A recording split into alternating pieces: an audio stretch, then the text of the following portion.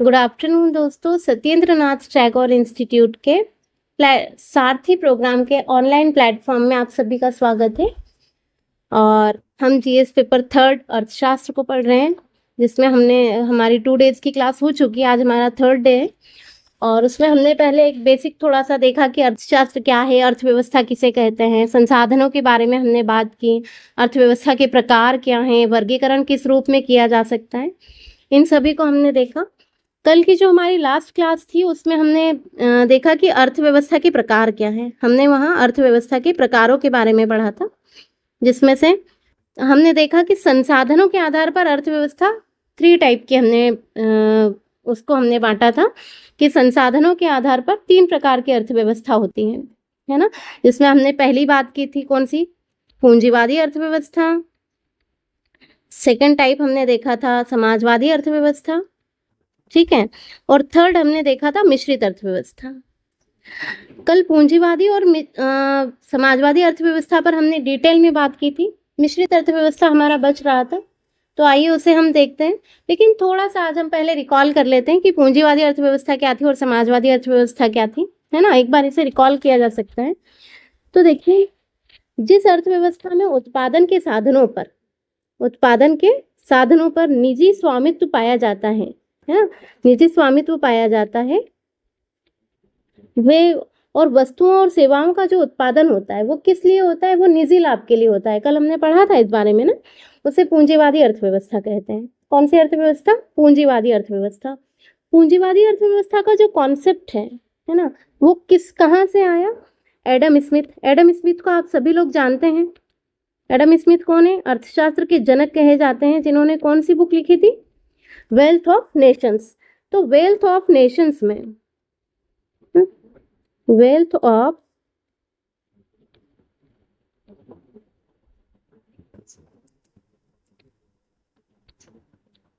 Nations में क्या दिया था? पूंजीवादी अर्थव्यवस्था के बारे में इन्होंने एक थ्योरी दी थी। कब? 1776 में इन्होंने ये बुक लिखी थी। किसने? एडम स्मिथ ने। तो जो पूंजीवादी अर्थव्यवस्था के को जो माना जाएगा कि किसने इसका कॉन्सेप्ट दिया था, वो किसने दिया था? एडम स्मिथ ने। और क्या है पूंजीवादी अर्थव्यवस्था?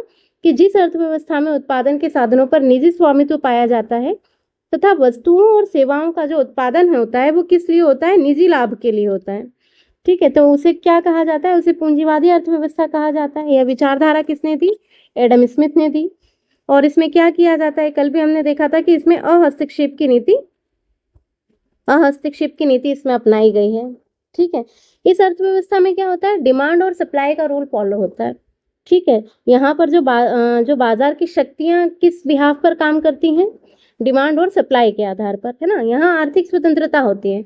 मतलब पूंजीवाद जो भी इस अर्थव्यवस्था को चला रहे हैं, जिनके भी हाथ में पूंजी है, वो इस अर्थव्यवस्था में जो आर्थिक क्रियाएं होंगी वो उन्हीं के आधार पर होंगी।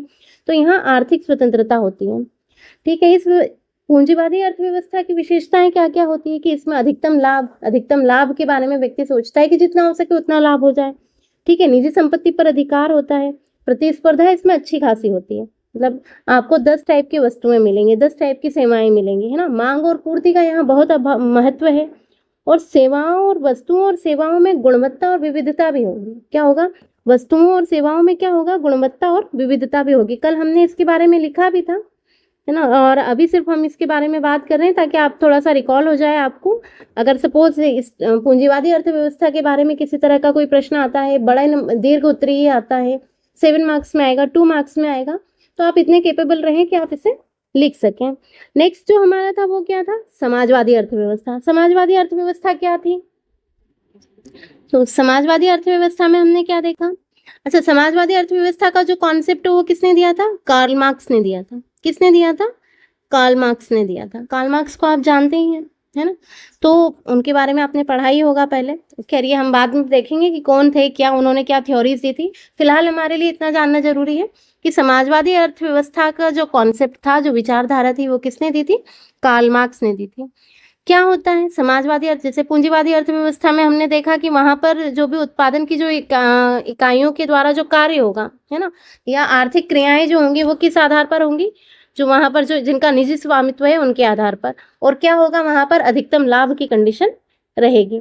यहाँ क्या होगा, यहाँ पर इस अर्थव्यवस्था में क्या होगा, वस्तुओं और सेवाओं के उत्पादन और वितरण पर किसका अधिकार होगा, केंद्रीय संस्था का। वैसी कोई वहां पर जहां पर ये समाजवादी अर्थव्यवस्था होगी, जहां केंद्रीय संस्था जो भी होगी वो ये सारी इकाइयों को देखेंगी, सारे आर्थिक क्रियाओं को देखेंगे कि क्या हो रहा है, कितना उत्पादन हो रहा है, वितरण कितना हो रहा है, उपभोग किस आधार पर हो रहा है, विनिमय किस तरह से करना है। ये सारी की सारी जो क्रियाएं हैं, आर्थिक क्रियाएं जो होंगी, इनका जो देख रेख होगी वो कौन करेगा, केंद्रीय संस्था के द्वारा की जाएगी। सभी शक्तियां किसके पास होती हैं, यहाँ पर जो सारी शक्तियां होगी वो किसके पास होगी, सरकार के पास, या जो भी वहां पर केंद्रीय शक्ति है उनके पास होगी। ठीक है। कीमत निर्धारण भी किसके द्वारा किया जाएगा, सरकार के द्वारा किया जाएगा। कीमत निर्धारण किसके द्वारा की जाएगी, सरकार के द्वारा। जबकि निजी क्षेत्र में ऐसा नहीं होता है, पूंजीवादी अर्थव्यवस्था में ऐसा नहीं होता है। जिसने जो अपनी वस्तु और सेवा जो बनाई है, जिसका प्रोड्यूस किया है, वो उस हिसाब से वहां पर उसकी प्राइस रख सकता है। लेकिन यहाँ क्या होगा, यहाँ पर कीमत कौन निर्धारण करेगा, सरकार निर्धारण करेगी। और केंद्रीकृत नियोजन यहाँ पर कार्य किया जाता है, केंद्रीकृत नियोजन के आधार पर यहाँ कार्य किया जाता है। ठीक है। और यहाँ क्या होता है, उद्देश्य क्या है इसका, देखिए इसका उद्देश्य क्या था, लाभ कमाना। और इसका उद्देश्य क्या है, इसका उद्देश्य है अधिकतम सामाजिक कल्याण, है ना, अधिकतम सामाजिक कल्याण।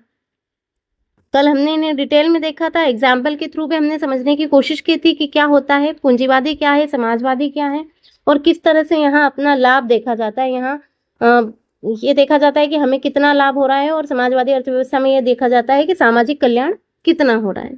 ठीक है। अधिकतम सामाजिक कल्याण की भावना के आधार पर यहाँ पर कार्य किया जाता है, आर्थिक क्रियाएं उसी तरह से आगे बढ़ती हैं। इसकी विशेषताएं क्या क्या हो सकती हैं, विशेषताएं हो सकती हैं, सामूहिक स्वामित्व होता है। यहाँ पर क्या होता है, सामूहिक स्वामित्व। यहाँ क्या होता है, एकल स्वामित्व होता है ना, निजी स्वामित्व होता है। यहाँ क्या होता है, सामूहिक स्वामित्व होता है। आर्थिक विषमता की यहाँ कमी होती है। केंद्रीकृत योजना के आधार पर डिस्ट्रीब्यूशन किया जाता है। वर्ग संघर्ष की जो समाप्ति है, वर्ग संघर्ष जो है उसकी समाप्ति हो जाती है। यहाँ पर आर्थिक विषमताओं की कमी हो जाती है। तो ये सभी क्या होगी, ये इसकी विशेषताएं हो गई। तो यदि आपके पास इस तरह से कोई प्रश्न आता है, हो सकता है कि आपसे पूंजीवादी और समाजवादी अर्थव्यवस्था को कि इससे क्या समझते हैं, इनके बारे में आप बताइए, इनमें क्या डिफरेंसेस हैं, है ना। इससे एक बड़ा क्वेश्चन बन सकता है, या 7 मार्क्स में आपसे तीनों टर्म भी पूछ सकता है, जहां आपको ये अपना स्वविवेक का यूज करना है कि आपको इसमें कितना लिखना है, कितना नहीं लिखना है। हमने अभी आपको पूरा डिटेल में बताया है। अगर आपको कुछ समझ में नहीं आता है तो आप कमेंट करके जरूर पूछिए कि क्या दिक्कत आ रही है। नेक्स्ट अब हम आते हैं मिश्रित अर्थव्यवस्था, क्योंकि कल हमने इनको लिख भी लिया था और समझ भी लिया था, पूंजीवादी और समाजवादी को। तो आज हम इनमें यहाँ डिटेल में नहीं जा रहे हैं। आज हमारा जो आगे का टॉपिक है वो है मिश्रित अर्थव्यवस्था।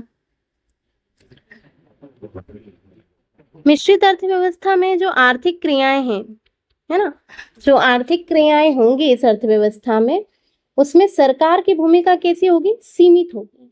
सरकार की भूमिका तो होगी, लेकिन कितनी होगी, सीमित होगी, है ना। पूंजीवादी अर्थव्यवस्था में भूमिका किसकी थी, पूंजीपतियों की, है ना। समाजवादी में किसकी थी, पूर्णतः सरकार की थी। लेकिन यहाँ पर क्या है, यहाँ सरकार की भूमिका सीमित होगी और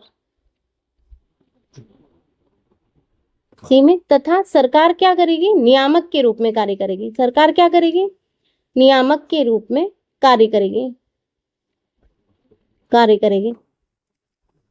देखो इसे हम एक एग्जाम्पल के तौर पर समझ सकते हैं कि ट्राई के बारे में आपने सभी ने सुना होगा, है ना। ट्राई क्या करता है, ये दूरसंचार से रिलेटेड है, एक नियामक संस्था है ये, जो कि क्या करती है, किसे रेगुलेट करती है, जो टेलीफोन से रिलेटेड जो भी सर्विसेज होंगी उनको रेगुलेट करती है। MTNL और BSNL ना, MTNL BSNL, और यहाँ आ गया आपका एयरटेल, ठीक है, जियो। इन सभी के देखिए ये गवर्नमेंट सेक्टर की कंपनीज हैं, और ये क्या है, ये प्राइवेट सेक्टर है। यहाँ ये लोग क्या देखते हैं, ये अपना अधिकतम लाभ देखते हैं। यहाँ आपको देखते हैं कि आप डाटा या आपको जो वॉइस कॉलिंग चाहिए वो आपको यहाँ थोड़े कम में मिल जाती है ना।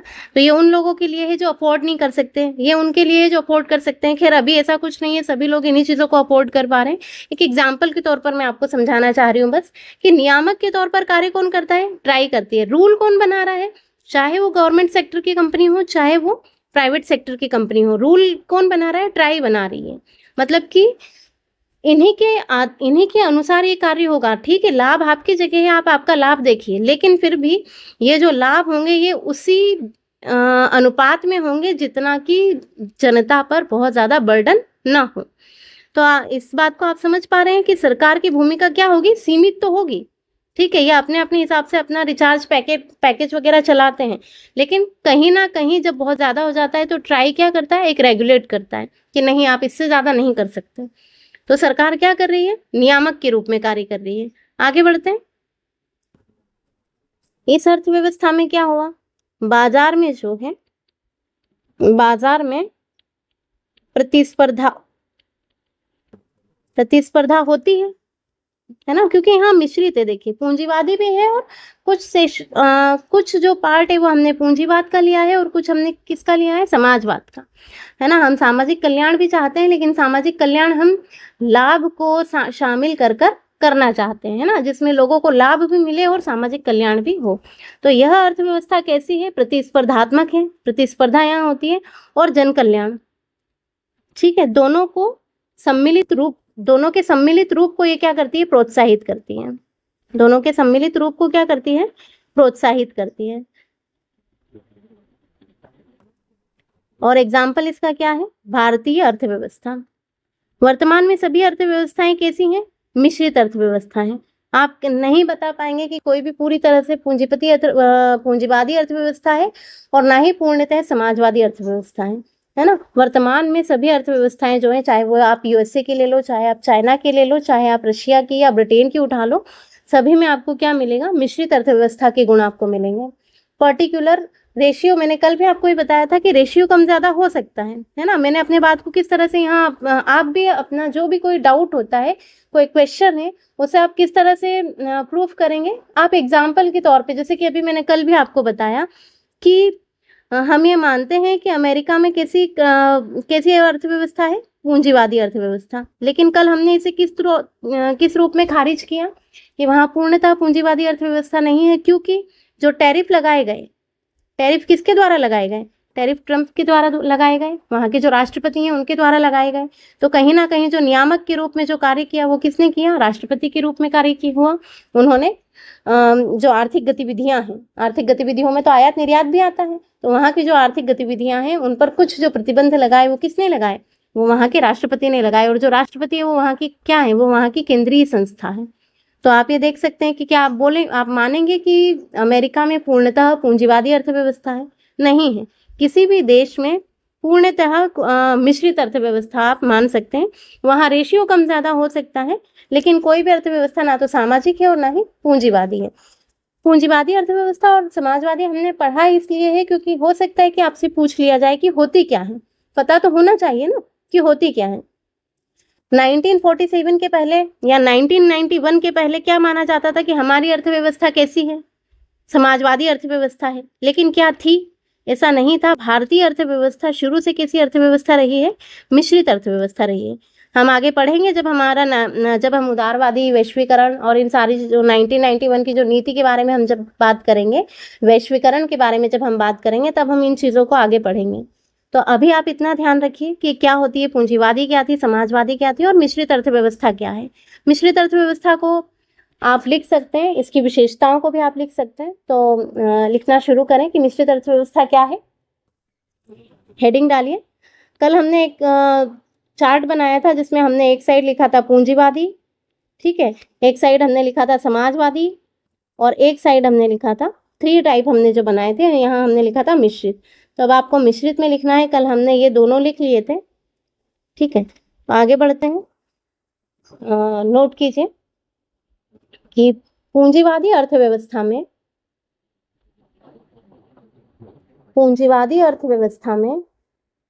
आर्थिक क्रियाओं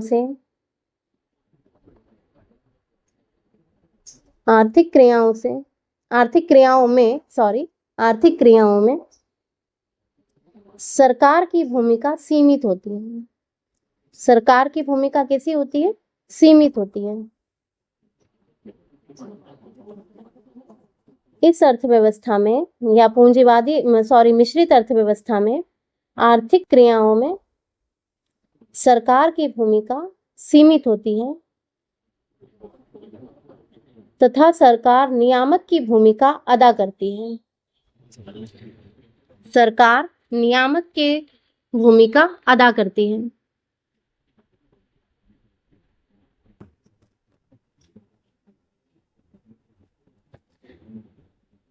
थोड़ा सा समझ लिए 2 मिनट के लिए कि कुछ जो आधारभूत और महत्वपूर्ण क्षेत्र होते हैं, कुछ आधारभूत महत्वपूर्ण जो क्षेत्र होते हैं, उनमें जो आर्थिक गतिविधियों की जो जिम्मेदारी होती है वो किसके पास होती है? या तो केंद्र सरकार के पास या राज्य के पास, है ना? कुछ आर्थिक गतिविधियां ऐसी होती हैं या कुछ क्षेत्र ऐसे होते हैं वहां पर किसकी जिम्मेदारी होती है या कौन उसे हैंडल करता है? वो केंद्र सरकार या राज्य सरकार। जैसे कि पहले रेलवे पूर्णतः पहले कैसा था? सरकार के हाथों में था। मतलब वहां पे पूरे के पूरे जो रूल्स वगैरह जो फॉलो होते थे वो कौन करता था?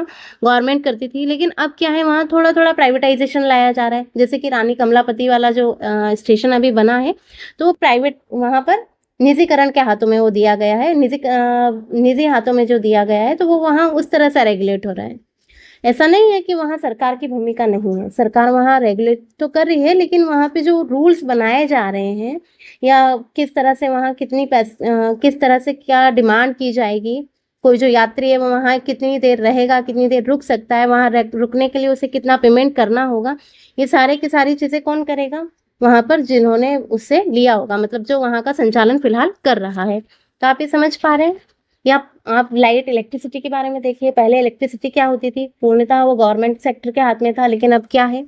अब वो प्राइवेटाइजेशन हुआ है, प्राइवेट सेक्टर के हाथ में दिया गया है। तो कुछ जो क्षेत्र थे, कुछ महत्वपूर्ण आधारभूत क्षेत्र ऐसे होते हैं जिनकी जो आर्थिक गतिविधियां होती हैं उनकी जिम्मेदारी कौन लेता है? वो केंद्र सरकार या राज्य सरकार के हाथों में होती है। और बाकी की जो आर्थिक गतिविधियां होती है वो बाजार के निजी समूहों के लिए छोड़ दिया जाता है। बाजार के निजी समूहों के लिए छोड़ दिया जाता है। आप इतना समझ गए? तो यहाँ आप ये भी लिख सकते हैं, चाहे तो हमने पहले जो लिखा है उसमें क्या लिखा है कि इस जो मिश्रित अर्थव्यवस्था है उसमें आर्थिक क्रियाओं में सरकार की भूमिका सीमित होती है तथा सरकार नियामक की भूमिका अदा करती है। इसे इस आधार पे भी समझा जा सकता है कि कुछ आर्थिक गतिविधियां या कुछ आधारभूत या महत्वपूर्ण क्षेत्र ऐसे होते हैं जिनकी जिम्मेदारी केंद्र सरकार या राज्य सरकार के हाथों में होती है, और बाकी की जो आर्थिक गतिविधियां हैं उनको बाजार के निजी समूहों के लिए छोड़ दिया जाता है। समझ पाए? आगे लिखिए कि सार्वजनिक तथा निजी क्षेत्र का सह अस्तित्व इसमें मिला पाया जाता है। मिश्रित अर्थव्यवस्था में क्या होता है?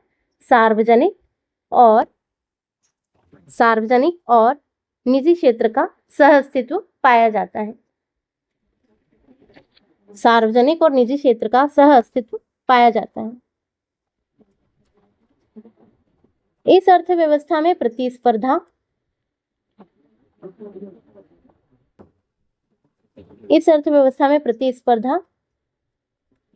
एवं जन कल्याण क्या होगा? प्रतिस्पर्धा भी होगी और जन कल्याण भी होगा।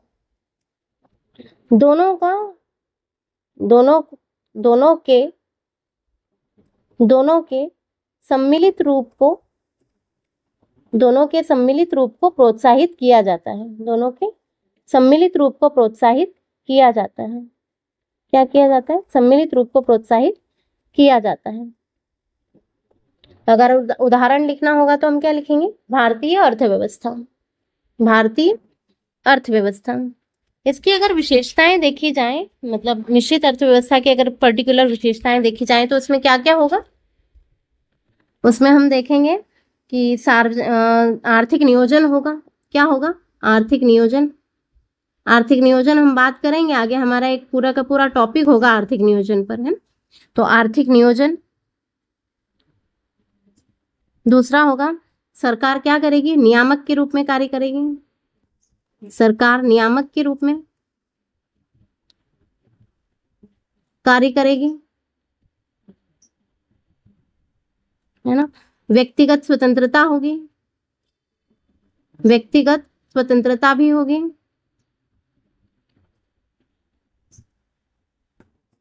आर्थिक समानताएं जो हैं, आर्थिक समानता क्या होगी? प्रत्यक्ष रूप से आर्थिक समानता प्रत्यक्ष रूप से स्थापित कर आर्थिक समानता को प्रत्यक्ष रूप से स्थापित कर लोक कल्याण की भावना, लोक कल्याण की भावना को समावेशित किया जाएगा, को समावेशित करना, को समावेशित करना। ठीक है, तो आप ये इतना समझ पाए कि पूंजीवादी अर्थव्यवस्था क्या है, समाजवादी क्या है और मिश्रित अर्थव्यवस्था क्या है। हमने इन तीनों के बारे में डिटेल से पढ़ा। कल आप कल परसों या 2-3 दिन में आप इन पर कुछ कुछ लिखकर मुझे दिखाइएगा, आप सर को भेजिए, वहां पर आप मुझे बताइएगा कि पूंजीवादी अर्थव्यवस्था आपको कितना समझ में आया, समाजवादी अर्थव्यवस्था किसे कहते हैं और मिश्रित अर्थव्यवस्था भारत ने क्यों अपनाई। भारत में जो मिश्रित अर्थव्यवस्था है उसके अपनाने का क्या कारण है। तो आप ये मुझे क्वेश्चंस थोड़ा लिख के बताइएगा ताकि आपको मुझे समझ में तो आए या मुझे पता चले कि आप कितने अच्छे से समझ पा रहे हैं। आगे हम बढ़ते हैं। यहाँ तक हमने देखी, ये किस आधार पर हमने देखी थी, संसाधनों के स्वामित्व के आधार पर। संसाधनों के स्वामित्व के आधार पर हमने देखा था कि कितने टाइप थे, 3 टाइप थे। कौन कौन से, पूंजीवादी अर्थव्यवस्था, समाजवादी अर्थव्यवस्था और मिश्रित अर्थव्यवस्था। अब जो हमारा थर्ड टर्म है वो क्या था, हमने जो वर्गीकरण किया था वो 3 आधारों पे किया था।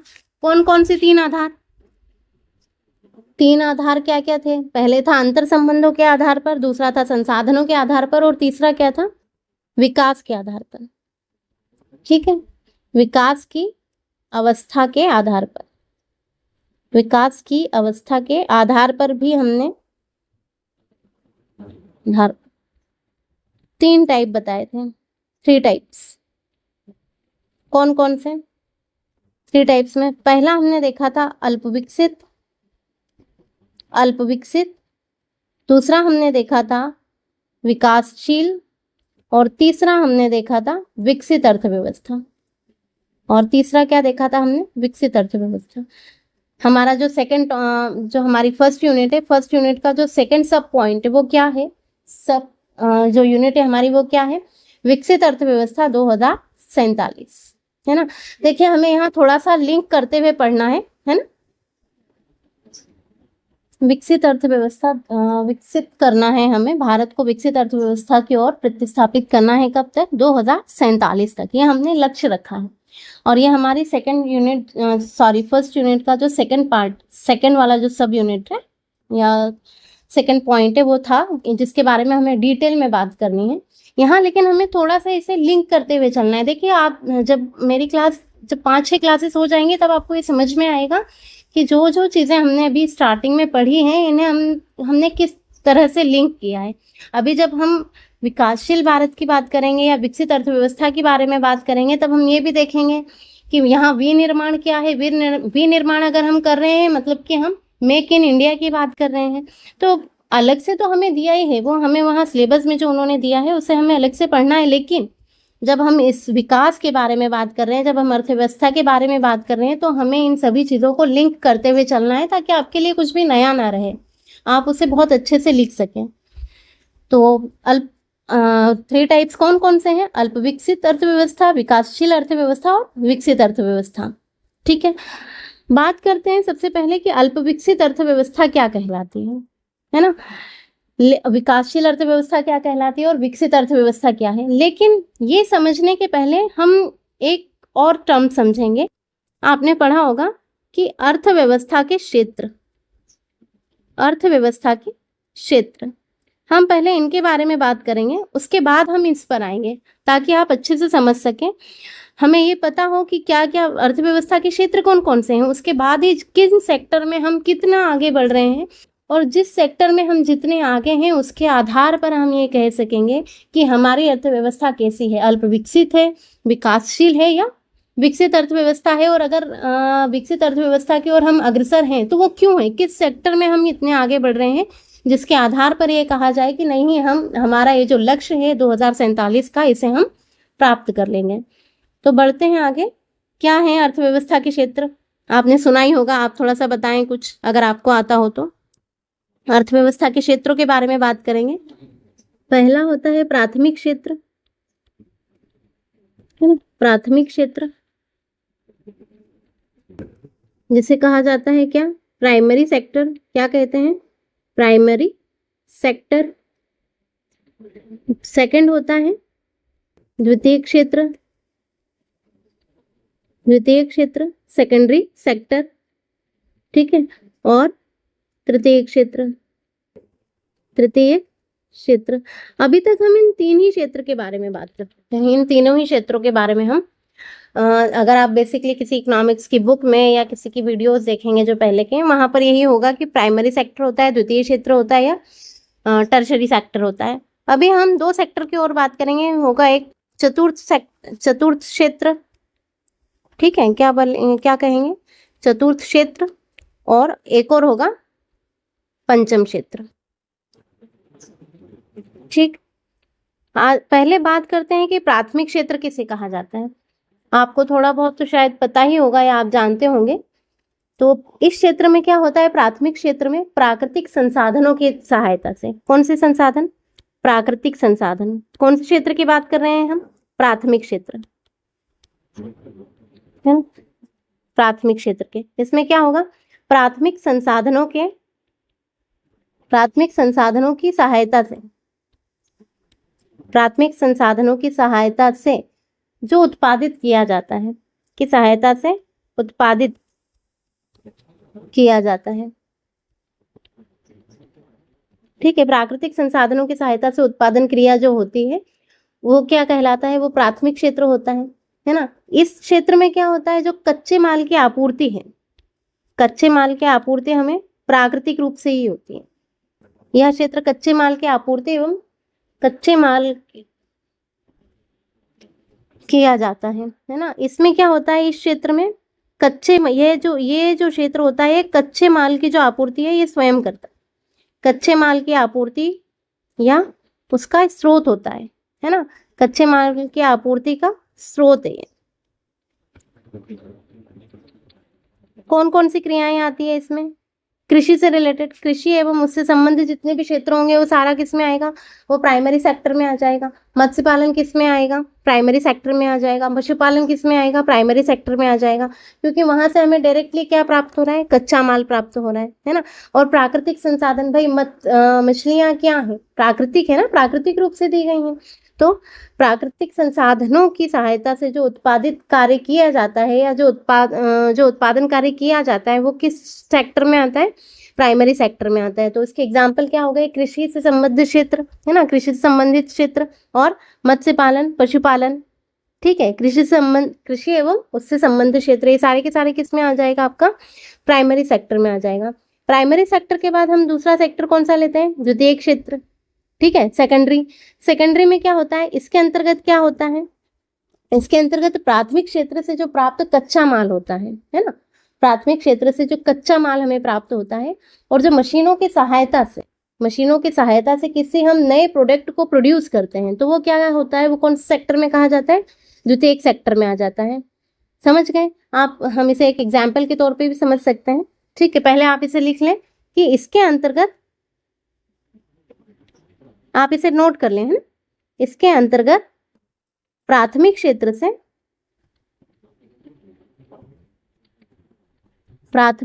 से प्राप्त कच्चा माल तथा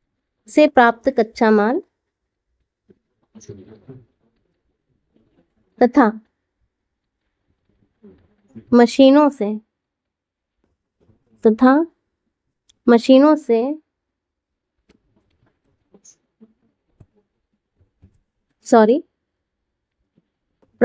इसके अंतर्गत प्राथमिक क्षेत्र से प्राप्त कच्चा माल तथा मशीनों की सहायता से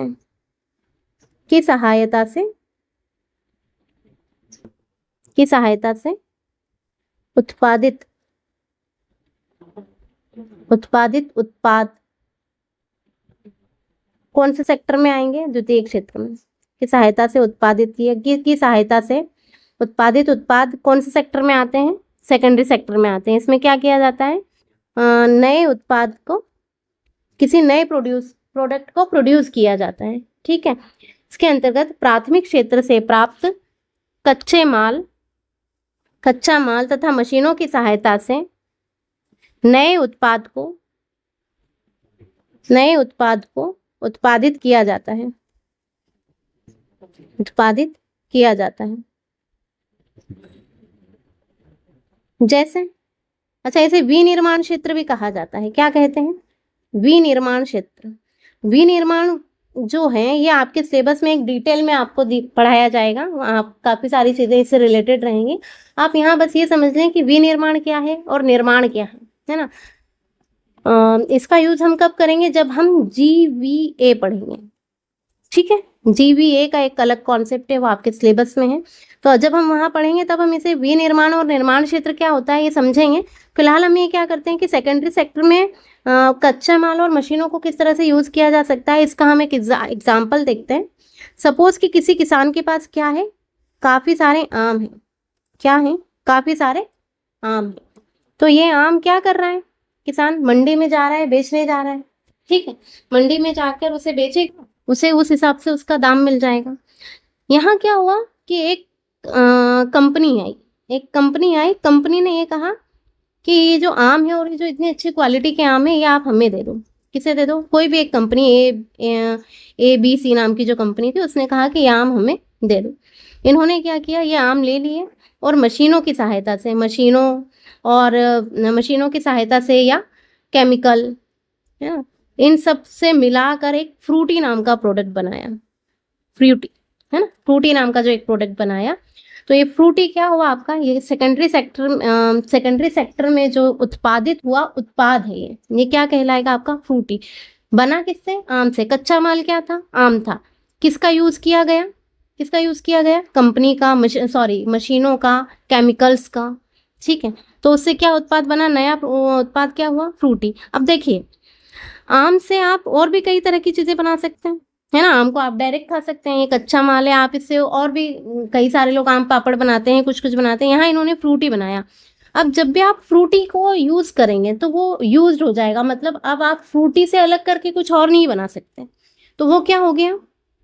खैर आगे इसके बारे में बात करेंगे, आप अभी यहीं तक बात समझें कि क्या हुआ, ये जो नया प्रोडक्ट बना वो क्या हुआ? फ्रूटी। तो सेकेंडरी सेक्टर में क्या आ गया, है ना, क्या किया हमने? एक कच्चे माल को हमने यूज किया, साथ में हमने मशीनों को यूज किया या हमने श्रम को यूज किया, हमने उत्पादन के और संसाधनों को साथ में मिलाया और एक हमने नया प्रोडक्ट बनाया, जो कि किस में आएगा? सेकेंडरी सेक्टर में आएगा। एक मशीनों की सहायता से और कच्चे माल को मिलाकर दोनों से जो नया उत्पाद बना, है ना, वो किस सेक्टर में आएगा? सेकेंडरी सेक्टर में। थर्ड आपका आया तृतीय क्षेत्र। तृतीय क्षेत्र को इसे कहते हैं। आप यहां तक समझ पाए? आगे यहां देखते हैं तृतीय क्षेत्र, या तृतीय क्षेत्र को और क्या कहा जाता है? टर्शरी। क्या कहते हैं? टर्शरी, ठीक है, टर्शरी सेक्टर। ओके, तो ये क्षेत्र क्या होता है? इस क्षेत्र में, या यह क्षेत्र प्राथमिक एवं द्वितीय क्षेत्र की उत्पादन गतिविधियों में सहयोग करता है। ये सेक्टर जो है ये क्या करता है? प्राथमिक और द्वितीय क्षेत्र की जो उत्पादन गतिविधियां हैं उनमें सहयोग करता है, इसलिए इसे क्या कहते हैं? सेवा क्षेत्र भी क्या कहते हैं? क्या कहा जाता है इसे? सेवा क्षेत्र। क्या कहा जाता है? सेवा क्षेत्र, है ना। इसमें क्या होता है? दोनों क्षेत्र के मध्य संयोजक का कार्य करता है। ये क्या करता है? दोनों क्षेत्रों के बीच एक संयोजक का कार्य करता है। लिख सकते हैं इसे थोड़ा सा कि क्या कहलाता है तृतीय क्षेत्र। यह क्षेत्र प्राथमिक व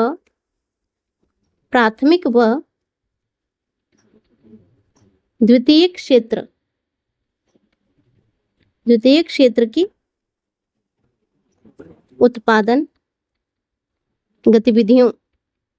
उत्पादन गतिविधियों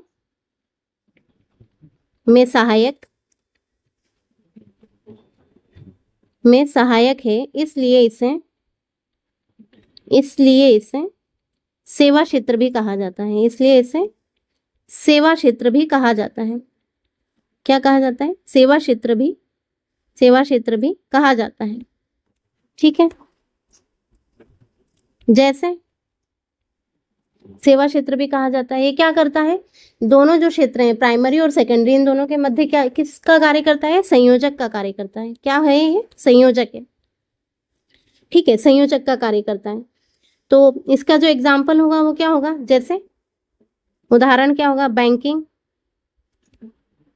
ठीक है, बैंकिंग,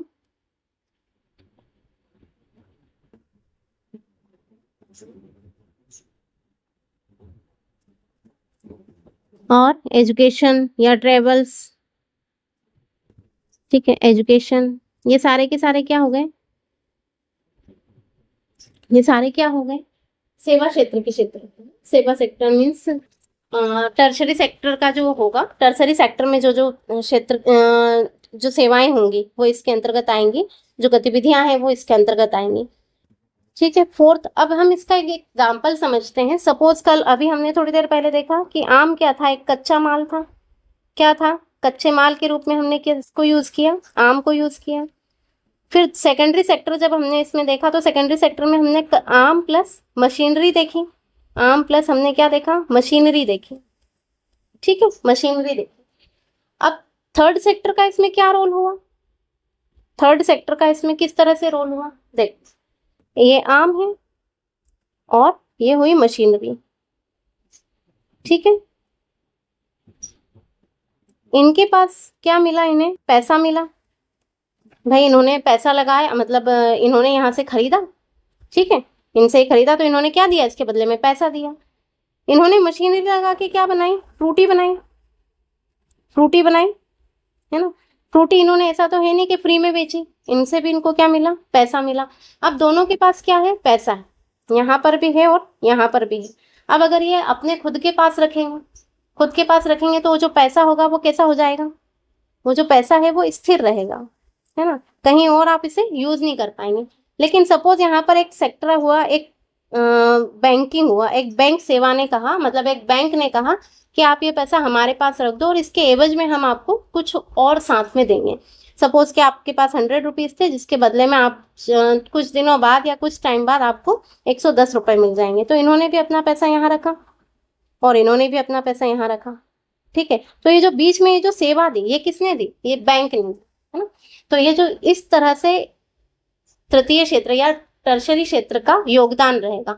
इसे आगे हम और अच्छे से समझेंगे, अभी सिर्फ आप इसी रूप में समझिए। जब हम जीबीए पढ़ेंगे, जब हम विनिर्माण पढ़ेंगे, है ना, तब हम इसे और अच्छे से यूज करेंगे कि बैंकिंग के पास ये जो रहा, ये जो ये 100 रुपीज, इसको आप बैंकिंग ने किस रूप में यूज किया, है ना। आगे हम इसे और अच्छे से समझेंगे, अभी आप इसे यहीं तक देखें। तो थर्ड सेक्टर आपको समझ में आया। थर्ड सेक्टर के बाद आप देखें, हमने एक नया सेक्टर हमारे सामने आया कि चतुर्थ सेक्टर। ठीक है, चतुर्थ क्षेत्र, इसमें क्या होता है, चतुर्थ क्षेत्र किसे कहा जाता है, चतुर्थ क्षेत्र, सॉरी फोर्थ सेक्टर।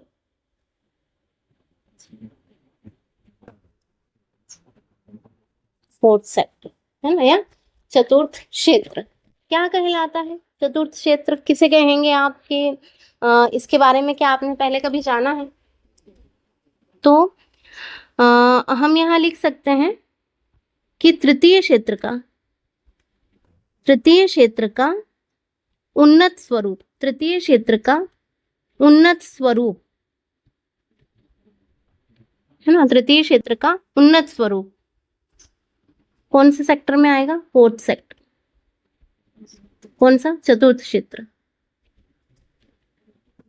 है ना। इसके एग्जाम्पल क्या हो सकते हैं, क्या हो सकते हैं इसके एग्जाम्पल, या इसे हम ये भी कह सकते हैं कि वर्तमान में जो सूचनाओं पर जो आधारित सेवाएं और वस्तुओं की जो मांग की जा रही है ना, वर्तमान में सूचना आधारित सेवाओं की जो मांग में वृद्धि है, ठीक है, वो कौन से सेक्टर में आएंगी, वो आएंगी सारी की सारी फोर्थ सेक्टर में। जैसे कि होते हैं सॉफ्टवेयर डेवलपर्स, कौन सा सॉफ्टवेयर, कौन सा एक एग्जांपल आप दे सकते हैं। सपोज आजकल आप देख रहे हैं स्विगी, ठीक है, देखिए स्विगी में जो आपके घर तक जो प्रोडक्ट आपको पहुंचाया जा रहा है वो कौन से सेक्टर में आएगा, वो सेवा क्षेत्र में आएगा। कौन से क्षेत्र में आएगा, सेवा क्षेत्र में। लेकिन आपने किसी प्लेटफॉर्म के माध्यम से, ये जो स्विगी जो प्लेटफॉर्म है इसके माध्यम से आपने कोई चीज सेलेक्ट करी, कितने रुपए में आपको मिली, वो सारा का सारा क्या था, वो ऑनलाइन प्लेटफॉर्म था। वो क्या थी, एक एप्लीकेशन थी, है ना, वो एक एप्लीकेशन थी, वो एक तरह का एक एप्लीकेशन थे। तो जो ये एप्लीकेशंस वगैरह बनाई जा रही हैं, ठीक है, जैसे कि ओला है, है ना। ओला की जो एप्लीकेशन बनी है भाई, ओला से आपने डायरेक्टली आपने आपका राइड बुक किया, आप कहाँ हैं इसकी स्थिति वो जीपीएस के थ्रू जान लेगा, और जहां आपको छोड़ना है वो भी वहां पर आपको छोड़ देगा, और इस हिसाब से वो आपसे फेयर आपसे वसूल करेगा। तो यहाँ आप ये समझ पाए कि ओला हो गया, स्विगी हो गया, जेप्टो हुआ, ब्लिंकिट हुआ, ये जो भी सॉफ्टवेयर डेवलपर्स हैं, ये सारे कौन सी क्षेत्र में आएंगे, ये तृतीय क्षेत्र का थोड़ा सा उन्नत स्वरूप है ना। आप देख पा रहे हैं कि सेवा तो है ही यहाँ पे, तृतीय सेक्टर तो यहाँ पर फॉलो हो ही रहा है। स्विगी में जो सामान आपको जहाँ जो व्यक्ति लेके जाके दे रहा है वो क्या है, वो सेवा ही तो है ना, वो सेवा क्षेत्र में ही आ रहा है। लेकिन यहाँ पर आप ये देखेंगे कि तृतीय क्षेत्र में क्या आ रहा है, जो ये जो एप्लीकेशंस डेवलप हुई हैं, है ना, ये जो सॉफ्टवेयर डेवलप हुए हैं, ये कौन से क्षेत्र में आएंगे, ये फोर्थ सेक्टर में आएंगे। क्या होता है, सूचनाओं से आधारित सेवाओं की आजकल मांग हो रही है ना, जैसे कि सॉफ्टवेयर डेवलपर्स हो गए। देखिए टैक्स प्रबंधन जो सीए आप रखते हैं, है ना, वो अपना काफी सारा दिमाग यूज करते हैं कि कहाँ आपको किस तरह से कौन सा टैक्स किस रूप में बचाना है, और कहाँ आप कौन सा खर्चा आप दिखा सकते हो जिससे कि गवर्नमेंट को लगे, या जिससे आप आपका पैसा बचा सकें, है ना। टैक्स का जो प्रबंधन होता है वो आप देख सकते हैं यहाँ पे। सांख्यिकी विद होते हैं, पोर्टफोलियो प्रबंधन होते हैं। आजकल पोर्टफोलियो का मतलब आप समझ गए होंगे कि शेयर मार्केट में जो लोग शेयर खरीदी बेची जो की जाती है, वो पूरा जो एक पोर्टफोलियो मैनेजमेंट होता है। तो इन सबको देखने के लिए, या इन सब में जो व्यक्ति इस काम को कर रहा है, वो सारे के सारा कौन से सेक्टर में आएगा, आपका फोर्थ सेक्टर में आएगा, है ना। तृतीय क्षेत्र का जो उन्नत स्वरूप कहलाता है वो क्या कहलाता है, फोर्थ सेक्टर वाला कहलाता है। फिफ्थ में आपका आ जाएगा पंचम क्षेत्र। इसकी डेफिनेशन हम लिखेंगे अभी, है ना, हम अभी आप सिर्फ समझिए। पंचम क्षेत्र में क्या होता है, इस क्षेत्र में उच्च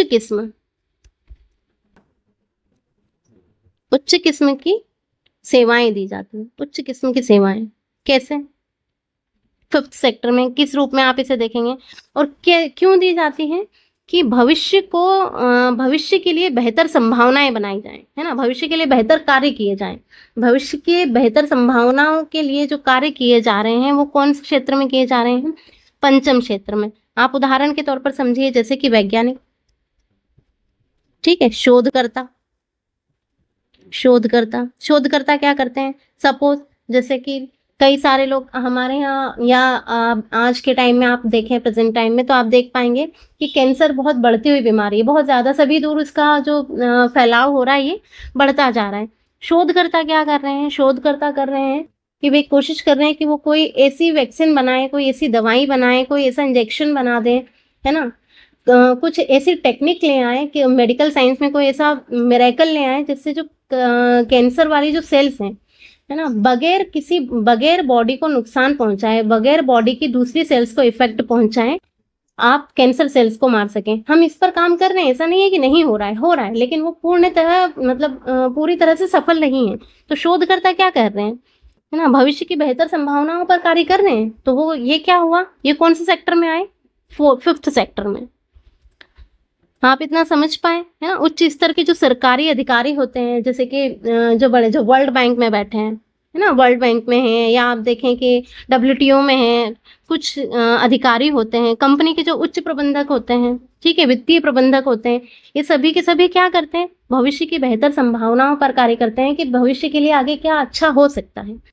तो उस पर जो कार्य किया जाता है, उच्च किस्म की सेवाएं हुई ना, ये उच्च किस्म का आपने बहुत हाई माइंड लगाया, यहाँ पे दिमाग लगाया कि आप किस तरह से किसी भी वित्त का जो मैनेजमेंट कर रहे हैं, कहाँ उसे बचा सकते हैं, कहाँ कितना खर्च करना चाहिए, क्यों करना चाहिए, ठीक है। तो ये सारा का सारा जो वैज्ञानिक है, शोधकर्ता हैं, वित्तीय प्रबंधक हैं, ये सारे कौन से सेक्टर में आ जाएंगे, फिफ्थ सेक्टर में।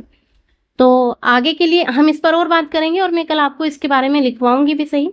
आज की क्लास में बस इतना ही। उम्मीद करती हूँ आपको अच्छे से समझ में आया होगा, और आपको जो भी कोई भी डाउट्स हो, किसी भी तरह की कोई प्रॉब्लम हो, तो प्लीज़ आप मुझे कमेंट करके बताइए, या आप सर को बताइए कि ये प्रॉब्लम आ रही है। तो जय हिंद, जय Bharat, thank you so much.